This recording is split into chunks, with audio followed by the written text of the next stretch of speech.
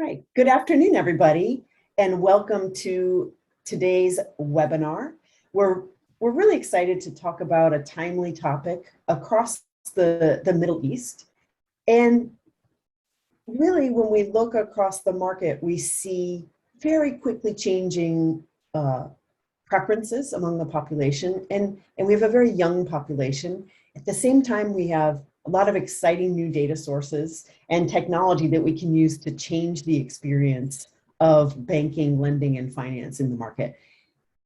It seems to be happening fast these days, these changes. So we're going to talk to you not only about some opportunities for that young population in the Middle East, but actually hear about how it's happening, hearing how this is actually happening out there in the market with a live example that we have for you today.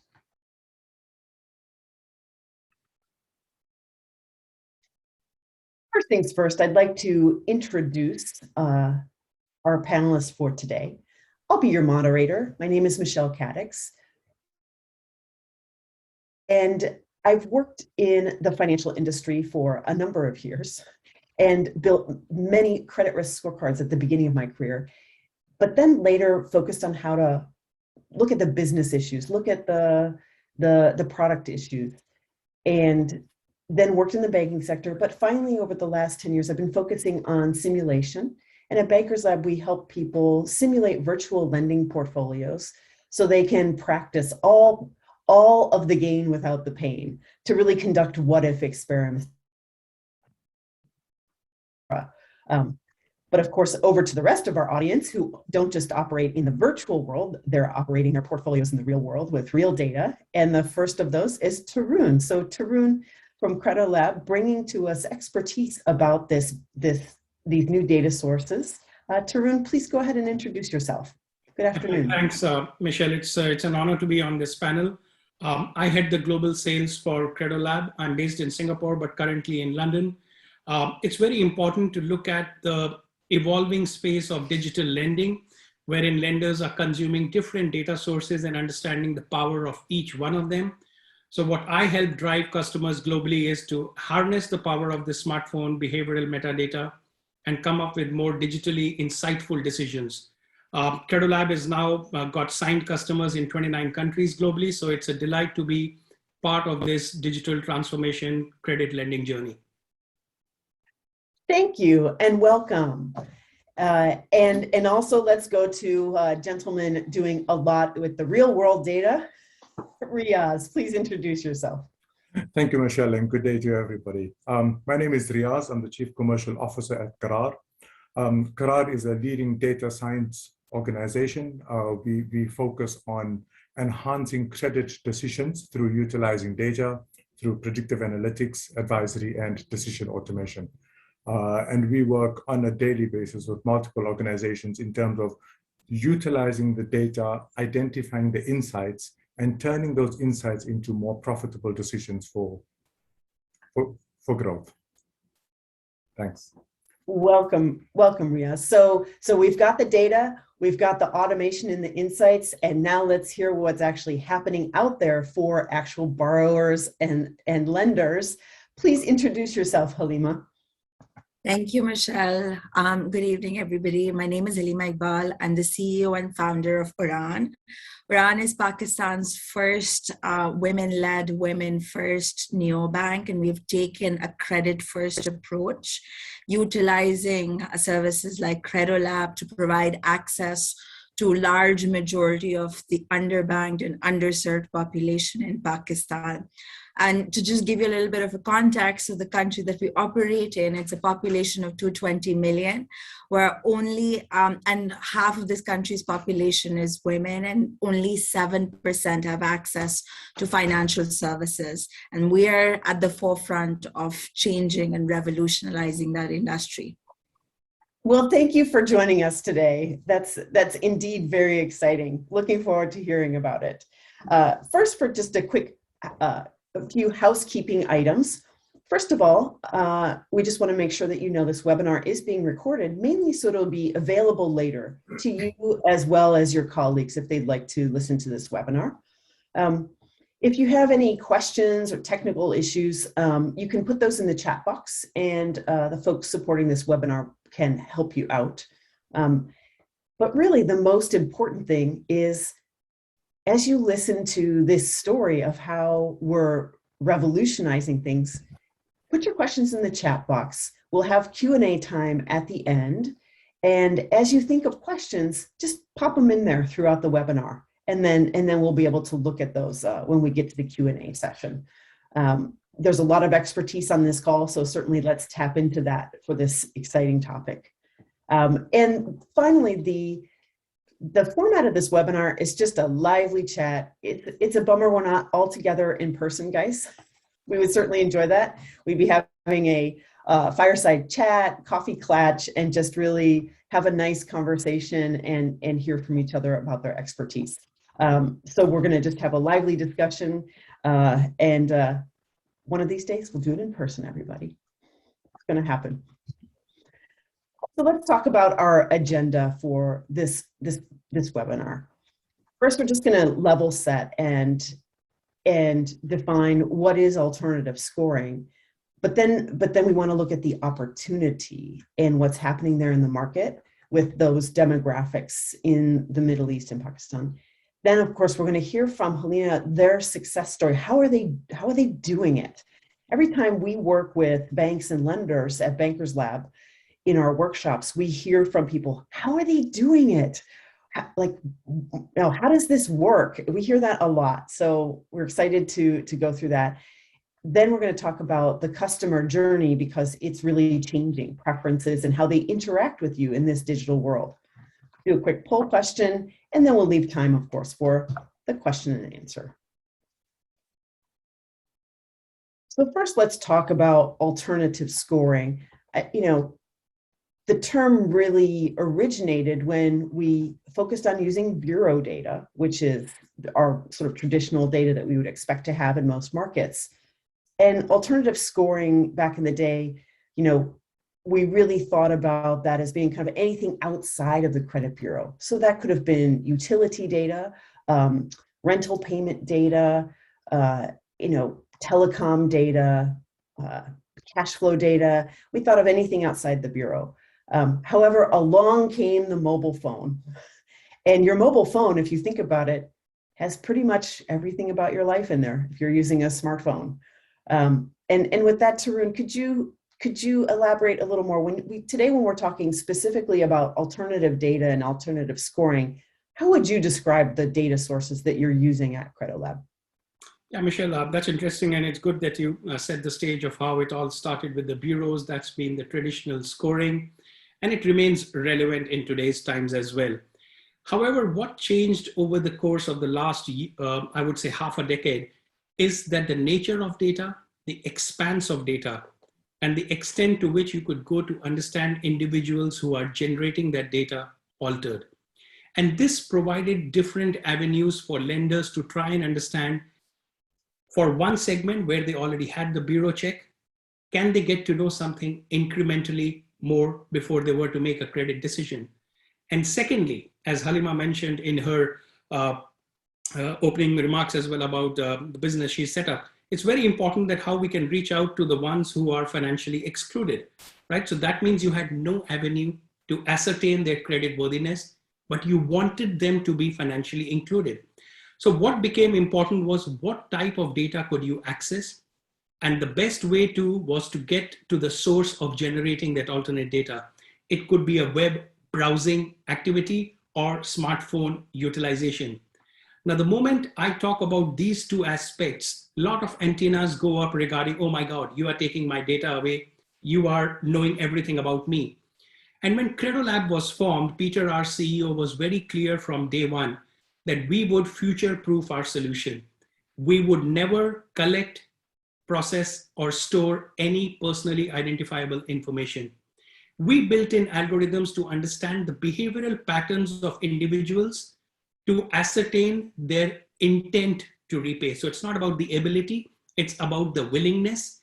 And the data could be around what type of apps you have on the phone. How often do you update your apps?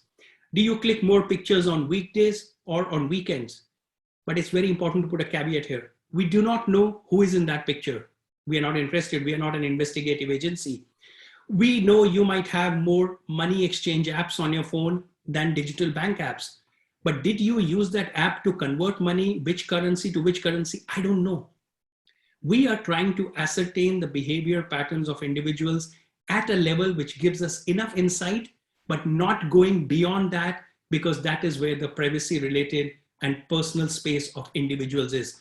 So Credolab works closely with its clients globally.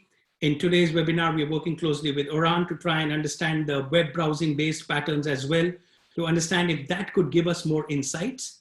And what's crucial here, Michelle, is that our score complements existing scoring frameworks and methodologies. We do not say that you replace something and start using Credolab. It provides the additional incremental additive power to scoring individuals to understand whether you indeed would get the money back when you are lending it out. So alternate data space is evolving. Data privacy remains at the heart of it. And Credolab takes pride in saying that we were always very particular about data privacy. And we love this new regulatory environment, which is bringing out these things to the fore. Oh, thank you for that explanation. And Halima, if I could turn to you next and hear from you about what data are you using, and do the users agree to give you that data? How does that work? So the market that we're operating in, this is the first time women are getting financially included and getting access to capital that they require. What are their alternatives, right? If they're not able to get access to capital from Iran, they're going to the informal market and being a victim of predatory lending or really bad financial products that are putting them in debt traps. So when they come to us, we have been very clear, and like Tarun mentioned, right, we're not going in and creeping into your phone. We're able to figure out through Credolab the pattern of your technology usage, and then take the demographic information that's required in case to create a financial identity of a woman, especially in Pakistan. So we look at the Credolab when the customer comes in, we look at the Credolab behavior, the Credolab score, and then we start the KYC, but do it in a way that women are not feeling that their privacy and their identity is being intrusive.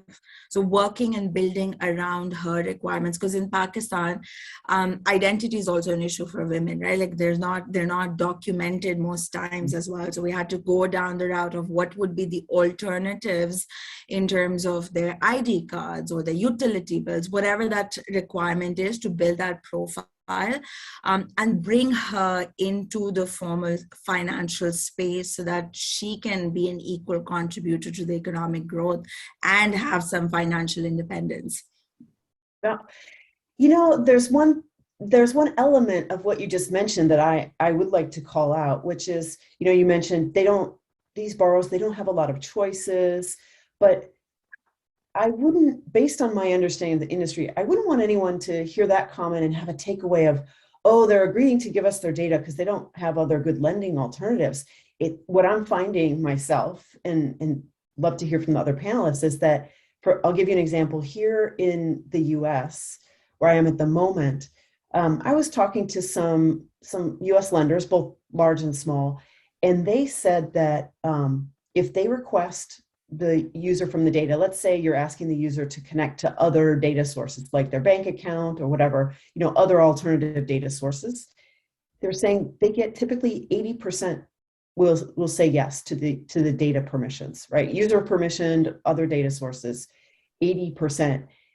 And these are people who have credit bureau reports. They have access to many financial products. And I said, and I like to challenge that. I said, how do you do that? How do you get these people to agree? They said, you know, you put a button in front of somebody, and, you know, number one is just put an easy button in front of somebody, meaning the user experience has to be frictionless, which is step one. Number two, be transparent about what you're doing, which is what you've done, but provide them value. So yes, for you, you're providing something they have a hard time getting, but for the other lenders who their borrowers may have a lot of choices. Providing that value in the customer experience applies to every single product. So, I think, Riaz, you may have seen this in various markets about what you're seeing in terms of users being willing to give that data permission.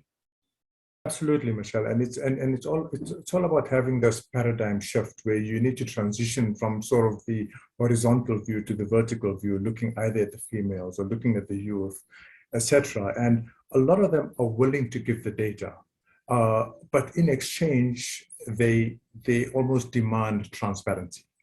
And you've got to be super transparent in what you're going to be using this data for. And I think as long as we have that relationship between permissions to use the data and transparency, both parties will benefit from this. And something that Tarun touched on as well is you need the regulatory framework around it to be able to support whatever you're trying to do using this alternate data sources so that it can enable these better decisions that you are after. That's right. And when you say, regulatory framework, we can even be more specific, saying, you don't need open banking directives. You just need to comply with the regulations for privacy and ask nicely for permission from your user. So in any regime, you don't necessarily need open banking directives, right? No, true. And the thing is, it's understanding the full journey. Our clients or the youth today are looking for no fuss banking. They want something that is going to be frictionless, it's going to be easy, it's going to be straight through processing. And using alternate data, etc., is one part in this big journey, in this big machine. Also, so in order to get the true value from it, I think there's a lot of other cogs in the machine that also require the sort of API integration, automation. Ministries need to come to the party, central banks need to come to the party, regulators need to come to the party, so that you can achieve this overall frictionless journey. No, I think that's a critical piece, is the frictionless part. So, so for example, I'll give a simple example to the audience. If you've ever gone into Starbucks and you wanted to use the free Wi-Fi, what do? You log in with your Facebook API. And of course, they've done it because they have whatever public data is on your Facebook account, but you really want free Wi-Fi. You're getting value. And and just be mindful as the user, that, for example, when you do that, whatever data in your Facebook you've marked as public, they'll get that, but they don't get all the other data. And that is transparent, and that's transparent with many of these APIs. So, I think the key thing is that being frictionless, and again, providing value, I think is the most critical piece that you've got to deliver as the lender. Right. Great.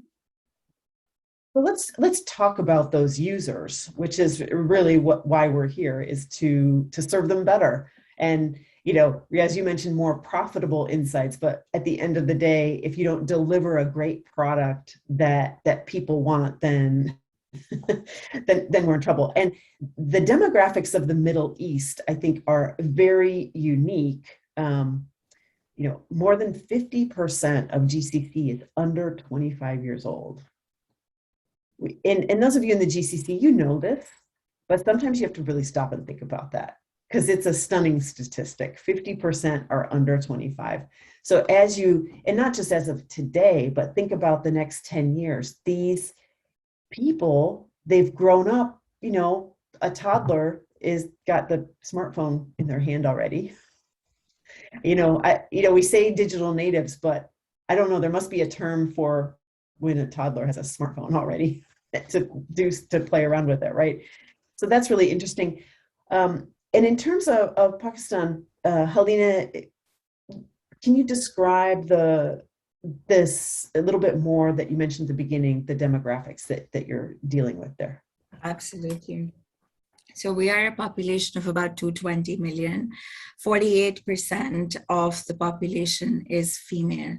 We're also one of the youngest populations in the world, with a really high penetration of mobile phones and internet.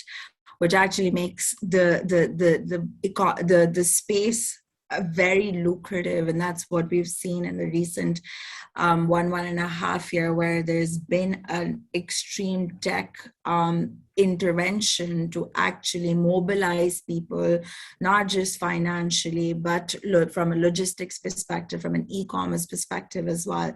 So the demographic is very, very young. We have very low cost to internet as well. And the case or the use case that we're solving for, the market that we're solving for, is your half of this country's population, which otherwise do not necessarily have access to financial services. They also don't necessarily have access to be able to provide the documentation that your traditional banking spaces would require to get them the access to capital that they need. So using this alternative data or alternative credit modeling actually enables them and mobilizes them financially to then be able to take up the other services that are coming up, right? Whether that's e-commerce based, or whether that's supply chain or micro entrepreneurship that's coming up. It all starts with being able to have control over their finances and being able to profile them based on their usage of mobile phones is what's going to revolutionize this space.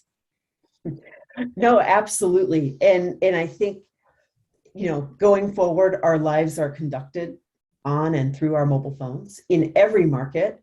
And what I always find kind of astounding is that, let's say, Halima, you're operating this business and lending to women in urban and rural Pakistan. And many of the lessons learned about that population, they apply across the board. And mainly because those digital patterns that people have now, the way they interact with the companies that they use, it's fundamentally, you interact with everything now through your phone. There's no branch, etc. And I think that's a really important element. And running your life through your phone, those rural women in Pakistan, they amazingly, some have the same habits as the expats in the Middle East, because we're using all the same tools and software these days. So it is funny that there are some very strong underlying trends. So Riaz, I'd be curious to hear about the user patterns for these demographics in GCC. We have a big expat population, you have a young population. How do you see those patterns? I mean, if we have to look at the young population, I mean, first of all, it's an extremely fertile market that is going to be your source of growth for the next 10 to 15 years. And you absolutely have to start now. I mean, across the GCC and I guess the Middle East, you could try and separate those two, but irrespective, and I think it goes for many of the emerging markets in the world, they largely have this large youth population. So if the question is, should I focus on the youth or shouldn't I focus on the youth? The answer should always be yes, I need to focus on the youth, irrespective of where the percentages lie. And you just need to understand that you need to redefine what you currently have to make it easy for them. Right? And from the youth, we can see significant growth coming over the next 10 to 15 years. Another use case, as you pointed out, especially in these transitory type territories like the UAE, for example, we have so many expats coming in, leaving, etc. And these expats are all professionals in their own right, coming from very high-profile jobs back in their home countries. But when they come to the UAE, they are brand new in terms of credit assessment, right? I mean, if this brand new expert tries to get a loan, they'll probably have to wait 2 months until some salaries come in, etc., etc. So that's another strong use case for this type of data, right, to support sort of controlled lending to this group. So yeah, I guess there's multiple use cases that we can focus on.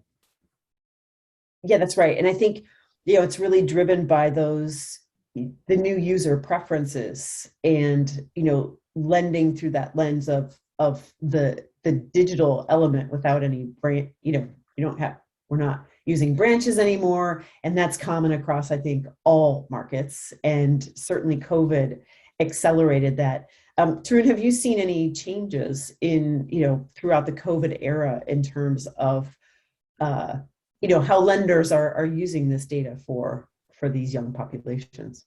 Yeah, so actually, we've all heard about it, how COVID accelerated the digitization and the digital adoption. Now, there were two parts of the story. One was initially in the COVID wave, of course, the lenders went back to the drawing board, they stopped lending. So it wasn't about alternate data or whatever, it was more about making sure that you protect your books. So the initial wave was freeze on utilization of any scores, be it bureau scores and others. The second wave was when the moratoriums kicked in. So now loan default or real moratorium was not reflecting correctly in the bureau scores. So the bureau scores continue to lose their relevance as we started emerging from the COVID environment. But what happened while all this was happening was the need for credit expanded, especially the buy now, pay laters and the other digital lenders who saw small ticket size loans go through the roof. So that's where we saw a great traction, and we saw this recovery broad-based. So lenders became more open to the idea of leveraging alternate data because they realized that the traditional data was not giving the true picture, and it was probably 6 months backward looking. So we saw a great traction in terms of new clients signing up globally because they could understand they could use it. And our existing clients also saw an uptick in the utilization after the initial hiccup when COVID really hit us. And one important aspect, which is very important for all of us to know, is we analyzed some data initially from China because China was the first country that went into the COVID. And we saw the data to be stable. The alternate data, the smartphone-based behavioral data that we were utilizing, we saw the stability factor in there. And that made us strongly reaffirm this point to our new clients that even during the COVID period, the predictive power of the smartphone metadata score remained intact and stable.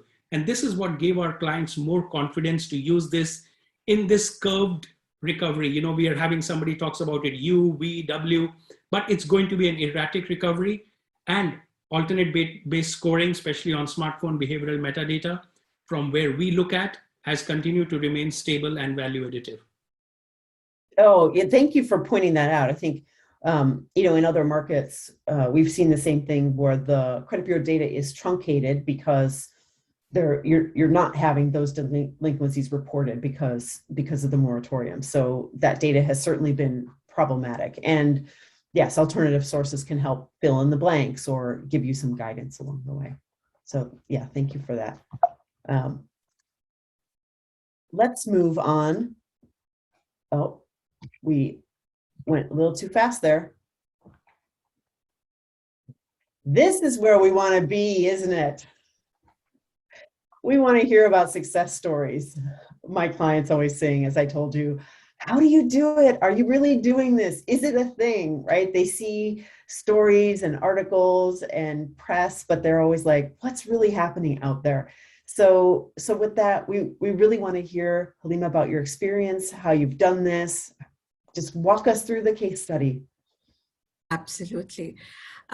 So from our perspective, it was looking at, and it started actually with a very personal experience where I was rejected to open up a bank account, to get access to credit cards because I did not have any kind of credit history. What we started realizing on ground researching that while the formal economy is not necessarily servicing large majority of the population in Pakistan, these people have created community banks of their own where they're borrowing and saving with each other in the form and shape of RASCAs, which is Rotating Savings and Credit Association.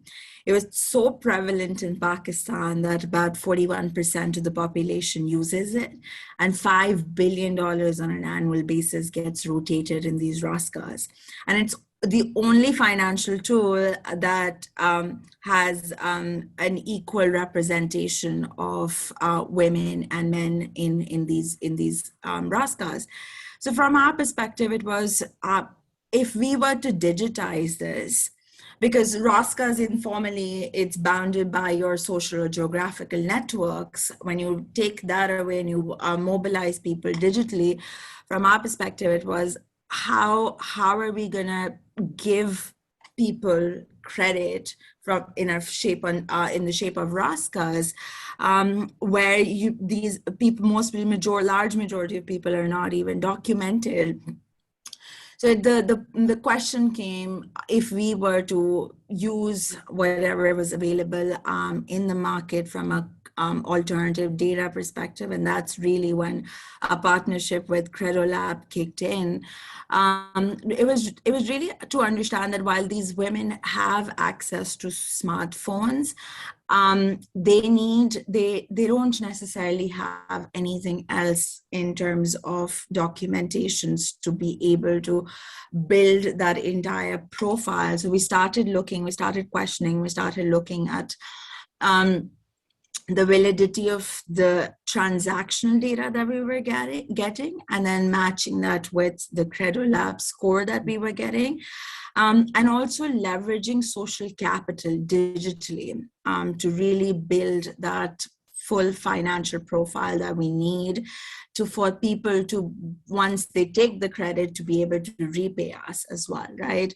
And that's how we had started building the model and going to market. Very quickly also started realizing the agency, authority, and autonomy females require when it comes to financial services in Pakistan.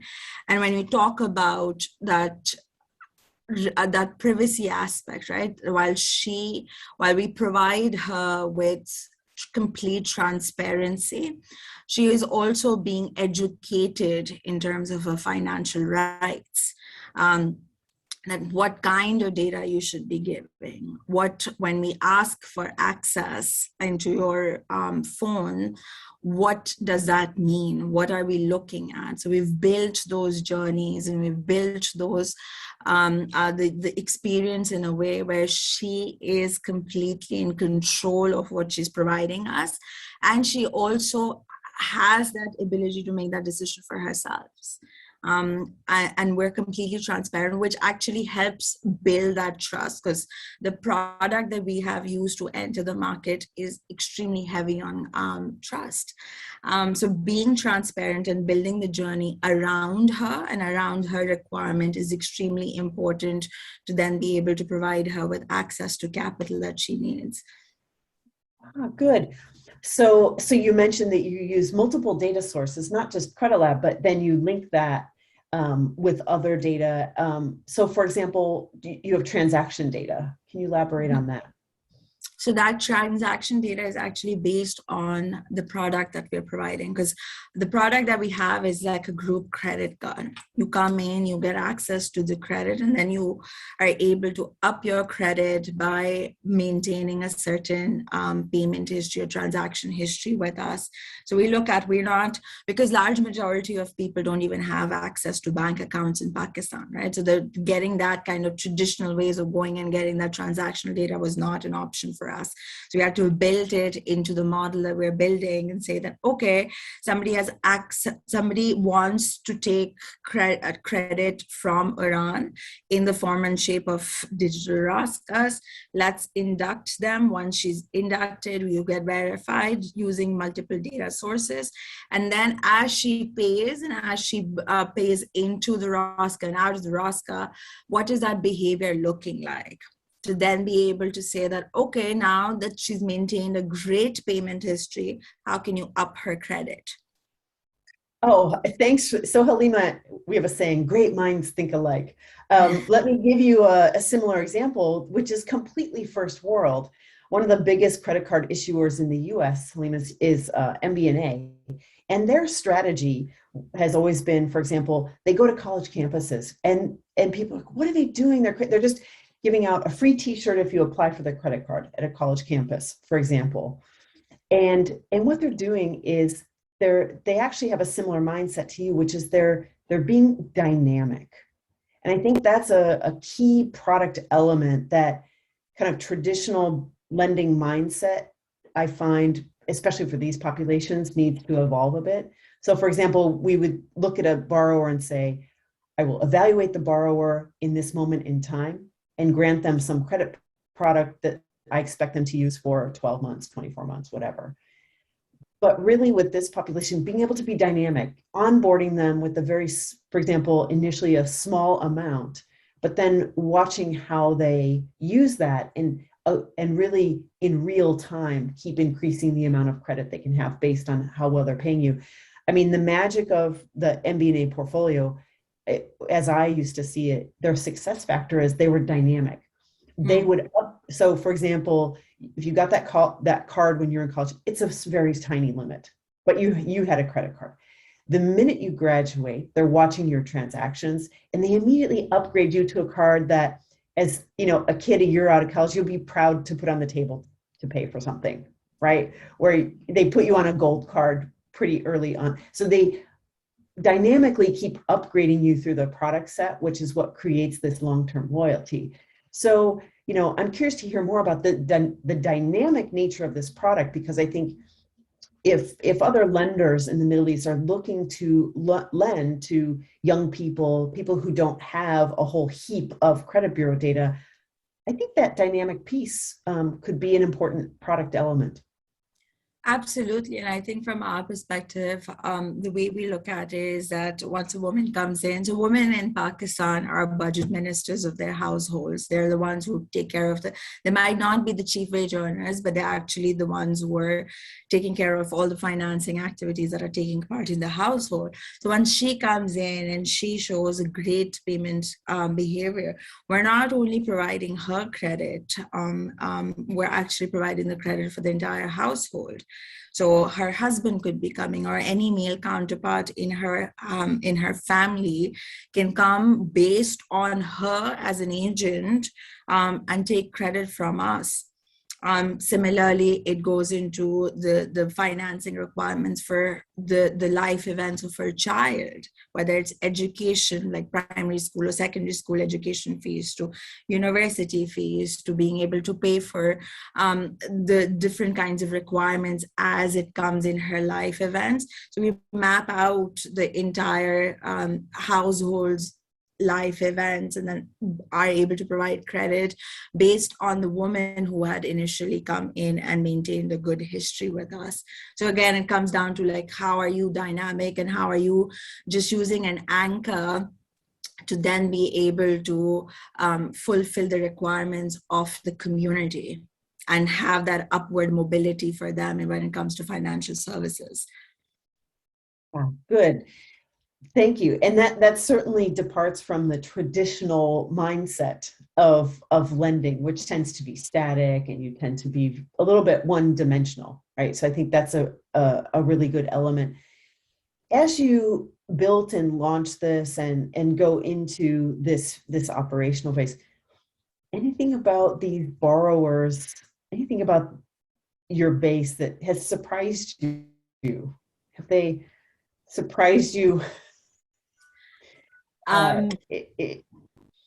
Yeah, I think one of the first things that was very, very surprising was the requirement when it comes to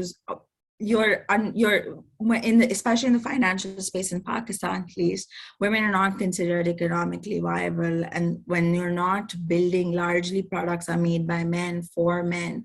Logistical and social barriers are not taken into consideration. So when we went completely digital, one of the first few things that we saw, which was very surprising, was the requirement from your underserved communities to have autonomy over their finances, and the requirement for the access to capital that they need. And that access to capital is to be able to have some kind of equity in the household when it comes to financial powers, which is very interesting for us. The other thing was, especially during COVID, and prime lockdowns, when the credit requirements had gone out, the product is such where it is group borrowing and group savings, right? And what we started realizing, that sense of community and that sense of belonging that a woman really craves, especially when it comes to financial transactions, her requirement to pay back the loan that she had taken, so that she did not feel she was bound by something, was really high. Even before we saw the payment behavior go really out of roof, and great payment behavior started coming in, because that sense of community of people saying that, hey, listen, if somebody needs money, we're willing to pay off our dues so that you can help other people as well, which was very interesting to see.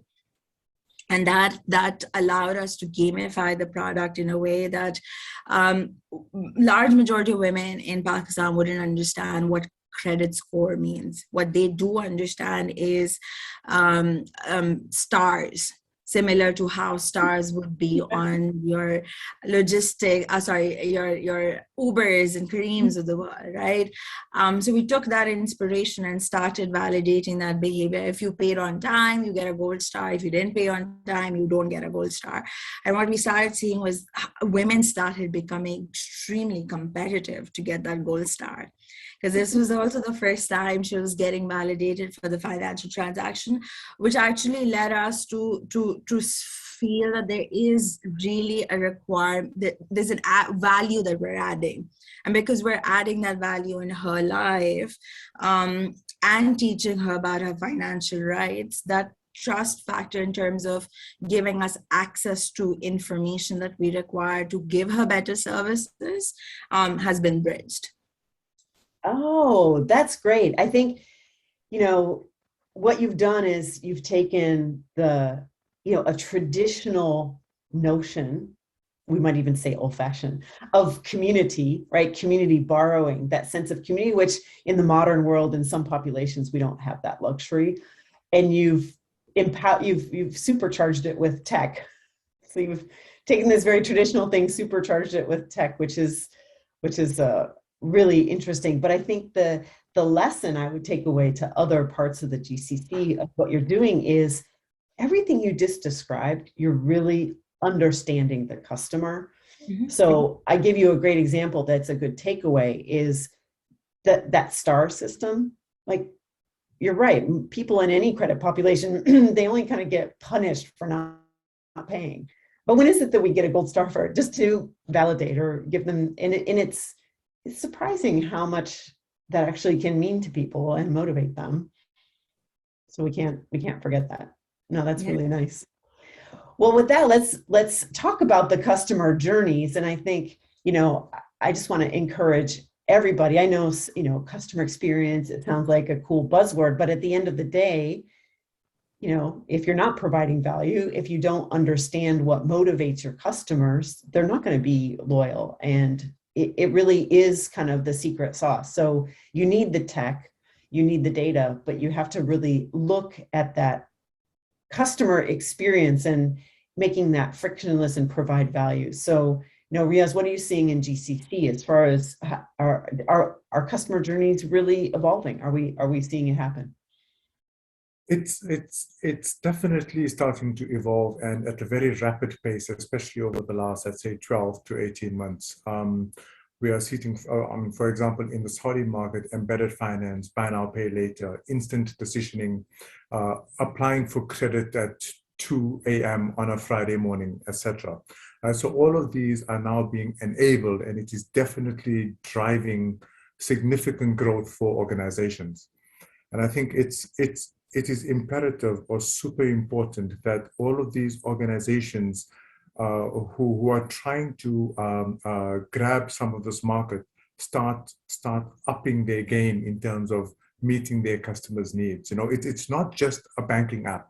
It's not just it needs to this journey needs to evolve into a lifestyle journey for this consumer, so that this consumer your app is the de facto app for this consumer, irrespective of what they want to do, not just do any sort of financial transactions. And I'm hoping with time, as the open banking regulations, etc., and everything else that's coming up, that these journeys are sort of enhanced to capture more of the lifestyle than just a utility for these consumers. And consumers nowadays are not as loyal as, I mean, with my gray hair, not as loyal as what I am. Right? If another organization has a better product, consumers today would leave their current organizations in a wink and go over to somebody that offers a better product at a better price. Right? So before this market gets scooped up, lenders need to start assessing their journeys, taking their current journeys and throwing them out the window. Right? And sort of redefining how things happen. Right? You can't automate what you currently have. That's not going to work.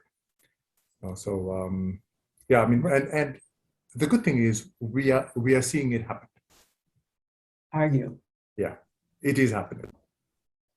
And when you say it is happening, would you say it's happening more from sort of new challenger or fintech entrants, or from the banks spinning off digital products? Where do you think it's coming from mainly right now? Yeah, I mean, you're right. So you've got sort of different categories of providers out there, and the larger legacy type organizations take longer. Fintechs are a lot more agile and just have quicker processes and to some degree lesser bureaucracy to be able to move faster and to be more agile. And we are now making systems available that facilitate this agility.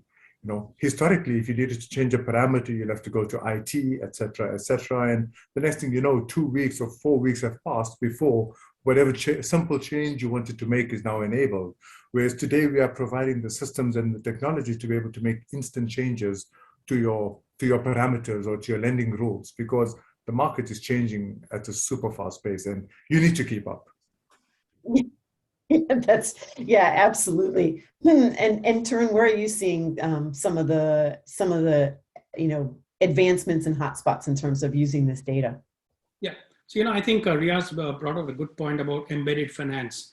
So we are well beyond that part where financial services could only be offered by financial organizations. Embedded finance has made it sure that retailers are offering it. Your car dealers are offering you finance. Your supermarkets are offering you finance. So the expectation of a client to get good quality financial services is now pervasive.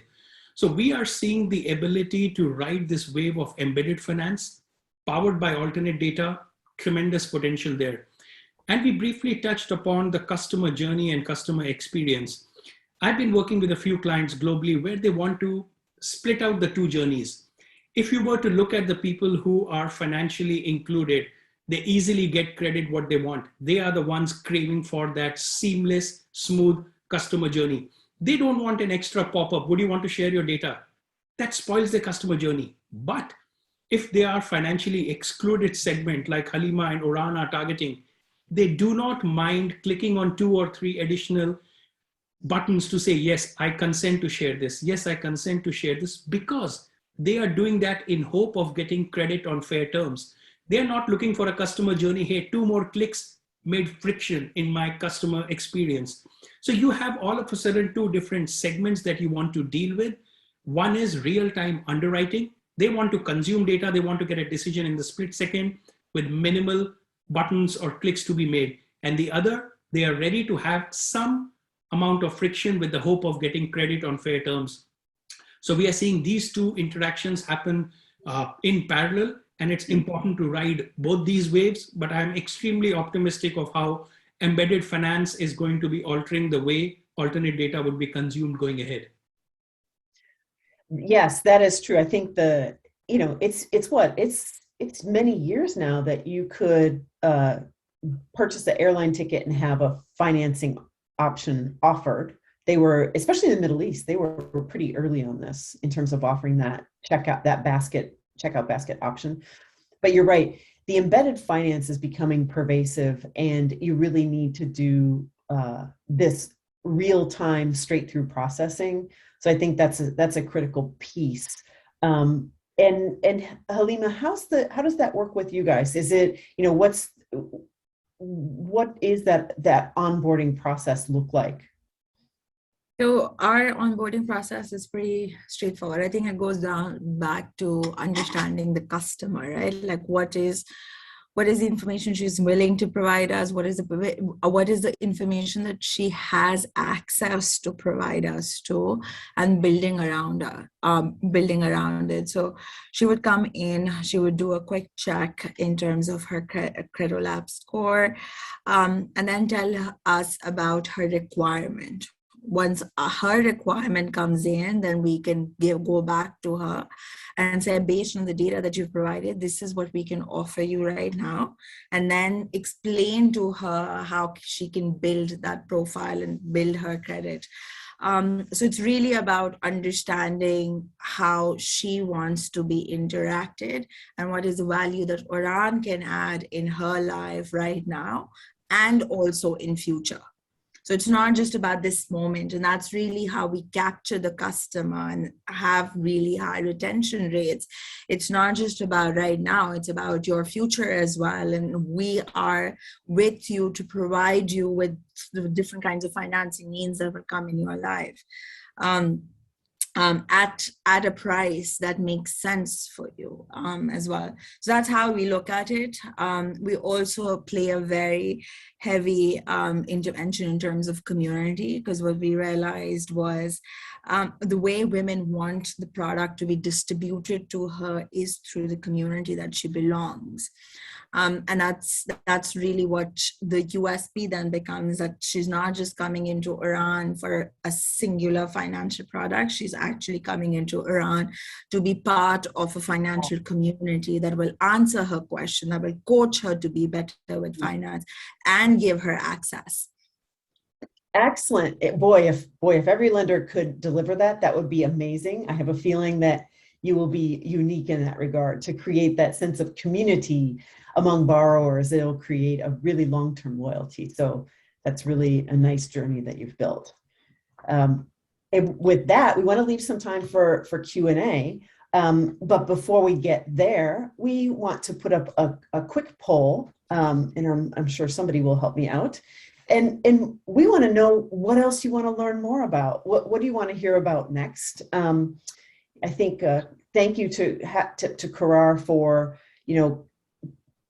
being open to do all the hard work to set up these webinars and hear from what's actually happening out there.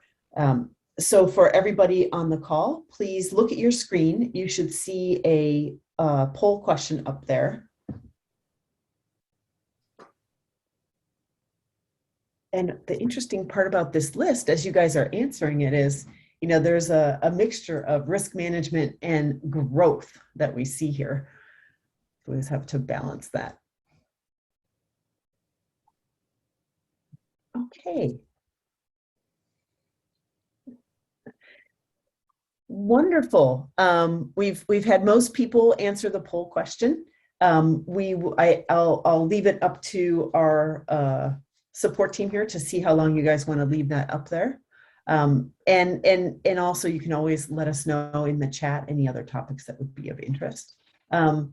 But with that, really, I'd like to make sure that we do keep time for Q&A. Anybody is welcome to put your question in the chat and see what we have there. But while we have that poll open,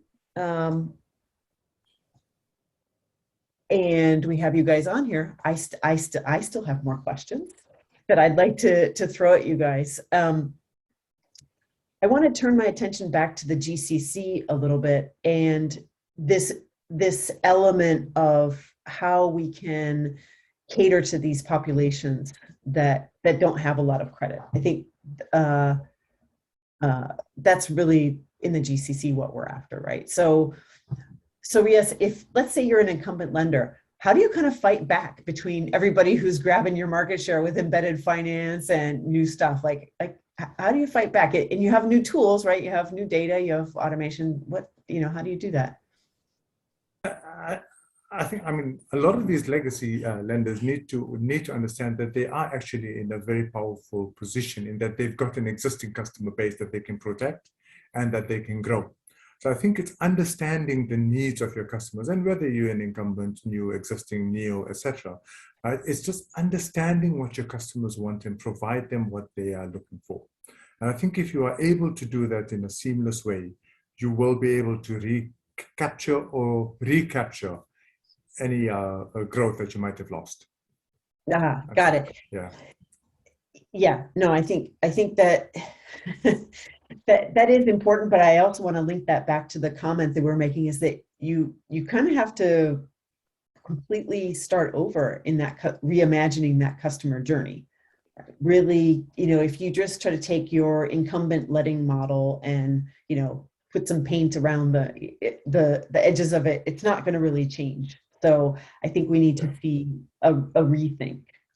Absolutely. I mean, a common sort of motto that I use when dealing with my clients is automating what you currently have is not digitization. So exactly. yeah. And Tarun, how do you advise your clients when you want to encourage them not just to take that incremental change, but to kind of reimagine things? Yeah, I think, there are two buckets. One is the traditional banks who are aspiring to think differently, but they struggle to because of their limitations. But the new age digital lending platforms and the new age company like Halima's company, who are born in the new environment, they are thinking radically already. I would rather say they push us to think beyond and harder because they already have ideas in place. They want to reach out to the new segment in a different way. So it's more interactive and engaging working with these new companies because they want to push all available sources. Whereas the traditional enterprise banks, they are still deliberating, is this allowed? Is this ethical? Can I do this? What is the regulatory environment for this? What is the compliance related issues? So the pace at which our clients are pushing us is very different here, Michelle. Ah, good to hear that. And by the way, I want to bring up a question from the audience. How does the data availability of your ecosystem or your regime, the government, the credit bureau, et cetera, whatever regime you're in, how does that influence the precision of the alternative scoring data? Yeah, so can I take a tab at that? So I think what I feel here is that as long as the data which is contributing to the final decision is uncorrelated, their outputs are complementary. So if you are using same set of data, but from different sources and you are expecting magic, it's tough. But if you are using bureau data, utility bill data, government data, alternate smartphone data, and the source of data and the data inputs are uncorrelated, you would continue to see additional predictive power being added in your final outcome. And I believe this is what Halima would be seeing as well. And I saw her nodding her head. So Halima, you might want to add on to that. Yeah, absolutely. I completely agree with that. I think it's about actually figuring what is available out there and complementing with different sources to then be able to find that precision that you require to then be able to provide credit. So I completely agree with you on that, Tarun. And maybe Tarun and Riaz, you might be able to help us with an audience question on, what's the rate of adoption of these new age metadata scoring in lenders' underwriting policies? So what are you guys seeing in terms of adoption by lenders of this type of data? Riaz, you go first. I was actually going to ask you to go first, considering it's you've got it already in about 29 countries, right? So I have to admit, in the Middle East, it's still fairly new, right? One of the requirements, obviously, is having a mobile approach to your customer journey, right? So it's got to be coming through your app, etc., so that you could use this data for scoring. And it's something that we are actively engaging with our clients currently right now, right, in the GCC. But I'd really like the question, Tarun, and I'd be very interested to find out how your clients in other regions where it's established and running for a while now, how are they doing it? Yeah, great. So I'll add it in two parts. One is the global view. Of course, we are seeing great degree of adoption, especially by our customers who have a mobile first strategy. So we also talk to clients who say mobile is one of the channels for me, and I get about 10% of my business coming through the mobile. Now that is where you will never get the true benefit of the smartphone metadata based scoring because only 10% of your population is coming through the channel. So the ones which have a mobile first strategy and digital acquisition are the ones where the adoption percentage is much higher. Coming into GCC part, with Karar and Credolab, we are already pursuing about 8 to 10 opportunities together in that market. So I certainly see that region hotting up. And we are in talks also with 2 leading credit bureaus in the region, in the Middle East and GCC, where we could be combining our score with those bureaus to add the combined additive power at one go to the end client. So the bureau score plus metadata score, it goes directly to all the banks that are already consuming the scores. We are in talks with new digital lenders, new digital banks in Saudi, where a lot of action is happening. Some of the payment players are venturing out into lending and looking to evaluate this. So I would say in the last 3 months, we have seen an increased level of engagement we have been having in the Middle East region.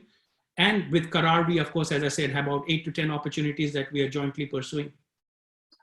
And a follow-up question related specifically to that from the audience. Are traditional lenders typically taking this approach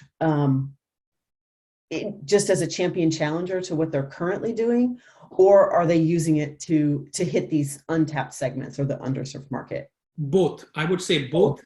More conservative ones try and do the champion challenger first to see whether really it works. But more ambitious ones who want to go after the new segment, believe in the power of this and want to test it out straight away with the untapped segment. So it depends on the lender's own ability. But if I read the question well, do traditional lenders. So if it is a traditional lender, they would probably do champion challenger first. Probably, yes. Yes, having worked for a traditional lender, I'm betting that's how we would have rolled. Yes, exactly.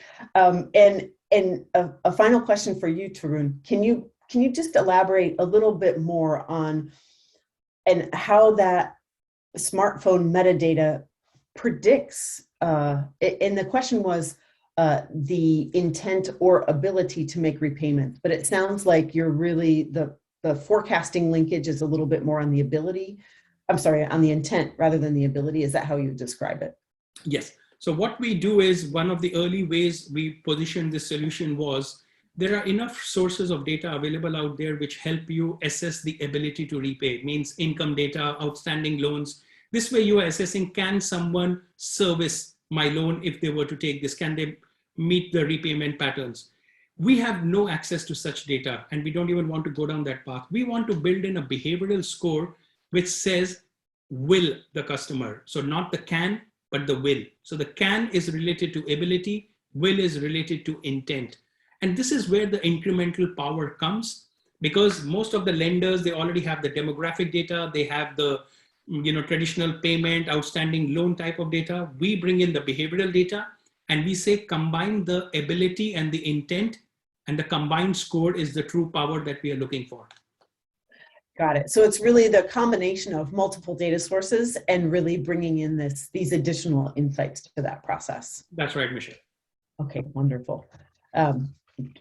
Let's see. So I really appreciate all of your comments. I want to leave this screen up for just a moment at the end before we wrap up. And if you guys want to add anything else, but I want to pause on this screen as we hear some parting comments so that anybody who's joined us today for this webinar, you'll know how to find all of us later. If you have other questions that you'd like to hear more about, I'm sure there are probably people in the audience who might want to hear lots of things from Tarun about how this data how does it really work? And of course, Riaz can then automate all of that for you. Halima, if I could just get any final thoughts from you based on everything we talked about today. Absolutely. I think one of the things that's very critical to Iran is actually looking at the requirements of the customer as you build their profiles and as you build use alternative data to then be able to provide their access to capital. So understanding the customer, building around them, and using alternative data scoring to then be able to give access to completely underserved and unserved communities in emerging markets. Excellent. Although I feel like this is going to sound terrible. I think you've maybe solved the hardest part of the equation here, meaning you need great data and you need multiple data sources, especially for these underserved markets. And Riaz can automate that for us. but really unlocking those customer needs and journey. It's dynamic. It takes time and patience to figure it out, right? So not that Tarun and Riaz, I'm saying what you guys do is easy. All I'm saying is that all I'm saying is the data and the tools have really, they've matured. It's, I wonder if really that customer journey piece, the product proposition are important. So not to minimize any of the a good point, Michelle. It's eventually the client's own maturity to consume this offering that Credolab provides. We have so many clients who do not truly benefit from what we provide because their maturity and ability to consume that and take it into decision making varies. So if, at Oran, we hear from Halima, she's using it, the company is trying to get to a different segment. So that's where the kudos and the credit goes, right? We can give you a service, but it's about how you consume it and benefit. But I think I would want to add something there. I think it's also about if we don't have those services available, catering to this market becomes much, much tougher as well. So I think it's a combination of our job is to understand the customer and build around them. And your job is to find the right kind of services that enables a segment that's completely untapped. That's right. And then we need the bionic arm from Riaz to automate it. We just take everything you guys do and wrap our automation around it, and there we go. Easy peasy, right? Oh well, it's all complementary, so good. Absolutely. Yeah. Well, I want to thank you guys, and I really appreciate you guys staying a little bit over time. We could probably talk about this for another hour or two, but I want to thank you guys again for joining this, taking time out of your schedules, and I hope we can see each other in person someday soon. With that, thanks all of you.